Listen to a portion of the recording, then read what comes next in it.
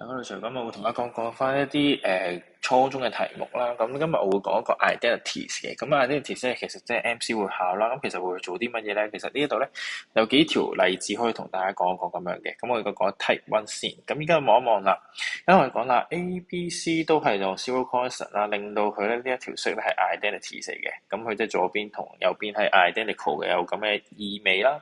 咁之後我哋要揾 A 比 B 咯喎，咁呢一度咧，咁我哋點樣去做可以好快咁揾到咧？咁其實咧，即係代表，因為 A 比 B 啊嘛，咁其實即係暗藏咗我哋係要揾 A over B 啦。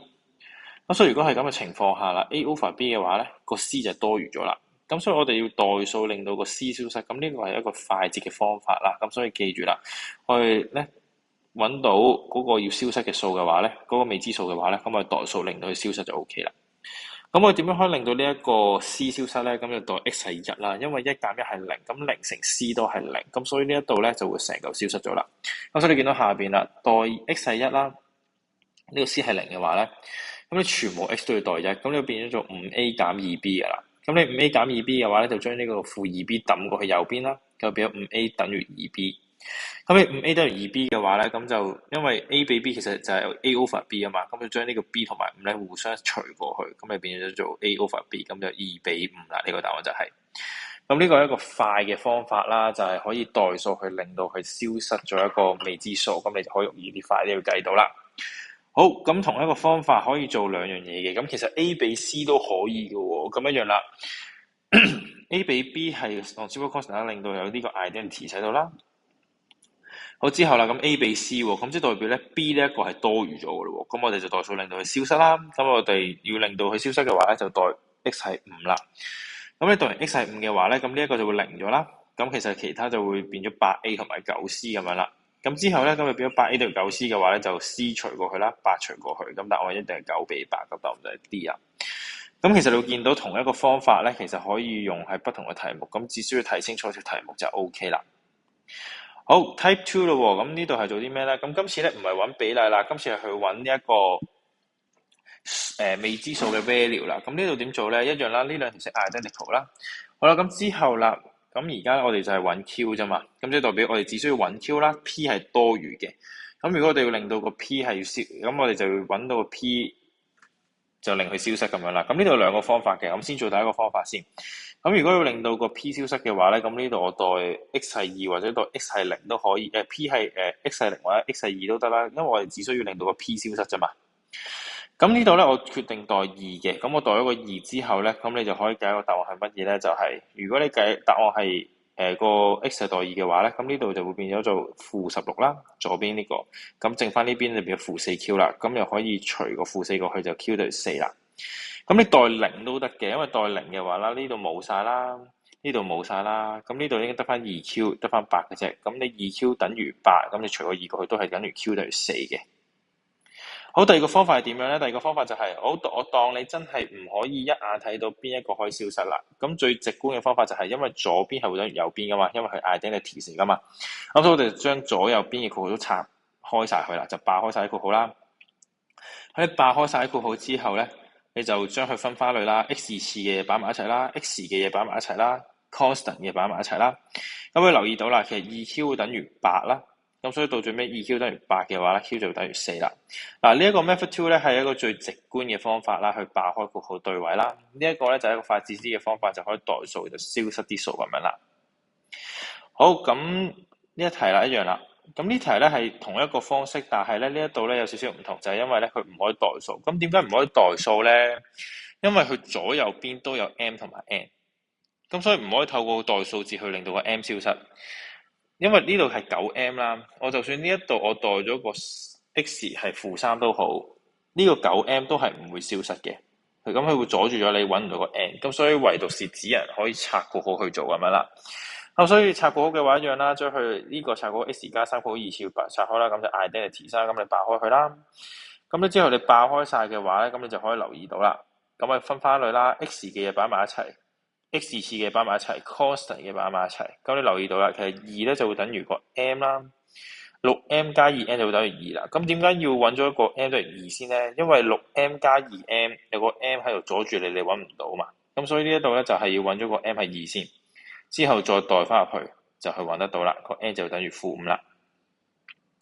咁唯獨是要俾你睇清楚啦，兩條有分別嘅。呢一度你代數落時係會冇咗個 p 啦，呢度就算代數字落去嘅話，都係會令到左右邊都有 mn。咁所以呢度咧就係冇得去代數字，只可以拆括號啦。好，咁呢條有另外一條方法咯喎。咁呢一度咧，嗱呢度有幾條例子好多啊，咁所以大家可以抽住嚟睇嘅。咁呢度 ax 二次加 a 加 x 減廿一啦，咁呢一度就有咁樣啦。咁呢度咧點解可以代數咧？因為 B 就得右邊有啫，而右邊佢代個數字落去嘅話咧，就可以令到個 B 消失，因為左邊冇啊嘛。因為頭先左邊嗰條係因為有9m 喺度，你代唔到 x 落去啊嘛。咁但係呢邊左邊係冇 x 喎，咁所以佢又冇 B 喎，咁所以其實呢度咧就可以直接去代數落去，令到個 B 消失啦。咁你代 x 係1啦，咁你就會令到個 B 冇咗，咁剩翻低個數字咧就可以全部去計啦。咁你計完嘅話咧，個 A 咧就等於4啦。咁 F2 咧就一樣啦，就係拆括號啦。咁你擺開晒括號之後就對位啦。咁你留意翻啦，呢度係負 6a 減 b 啦，因為 a 加 b 嚟嘅。咁呢度咧兩邊都唔可以直接去可以計得到個 a 或者 b 啦。咁所以呢度其實係仲有一式二式嘅。咁你 a 加 b 乘 x 啊嘛，咁你 a 加 b 其實對翻呢一邊嘅 x 咧，前面係有個隱藏咗個1喺度嘅。咁所以呢個其實變咗 a 加 b 就係1啦。呢個負 6a 減 b 咧，其實就負21嚟嘅。咁所以其實你就可以用一式二式嘅方法撳 program 就可以出到 a 等於4 b 等於-3，咁所以答案 A 咧就係等於4啦。好，咁呢個係最後一個例子嚟㗎啦。咁呢個最後一個例子係點樣咧？就係佢呢一度我哋要做嘅嘢就係我哋將呢度係最唔同啦。我哋係要揾翻個比例係 A 比 B 比 C 啦。我哋之前啱啱講第一個例子係 A 比 B 啊，或者 A 比 C 得兩個啫。咁呢度係一個 continuous 嘅 ratio 啦。咁我哋就麻煩啲啦。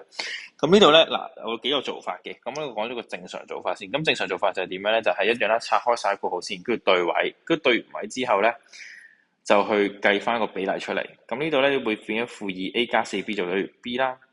4c 咧就等於8b，咁你將佢拆晒括號分開晒之後咧，咁你就會留意到咧 a over b 咧就3/2啦 ，b over c 咧就1/2啦。咁之後咧就用個比例嘅方式啦，去做變翻做一個 continuous ratio 啦。咁呢度就通翻啦，咁2同1咁變2啦，咁所以下邊呢個就要乘2，咁變咗3比2比4啦。好，咁之後啦，咁你俾咗啦嘛，咁之後咧就可以揾到個答案啦呢個。咁之後啦，咁第二個方法係點樣咧？第二個方法就係啦，我要將選項入邊嘅數代翻入去嗰個 A 比 B 代翻入去個數字條式入邊，即係咩意思咧？就好似下邊咁樣啦。我哋呢度我要將 A， 因為個 A 嘅選項係2比3比1啊嘛，咁即係代表 A 等於2 B 等於3 C 等於1啦。如果你長問答嘅話咧，你即係 paper one 嘅話咧，其實我會叫你去 let 2K。B 係3K，C 係 K 咁樣噶嘛，咁但係 MC 唔使理佢啦。MC 嘅話用你最快嘅方法做好啊嘛，咁所以就要代 A 係2，B 係3，C 係1。咁如果你代完入去嘅話，左右邊嗰兩條式都係一樣嘅話咧，咁嗰個咪就係答案咯。咁所以呢度咧，其實就係代入去之後，你會發現到左邊呢條式咧變咗 x 次減8x 加4嘅，右邊嗰條式咧會變咗 x 次加3x 加24嘅。咁呢兩個咪唔一樣咯，咁所以 A 就係錯啦。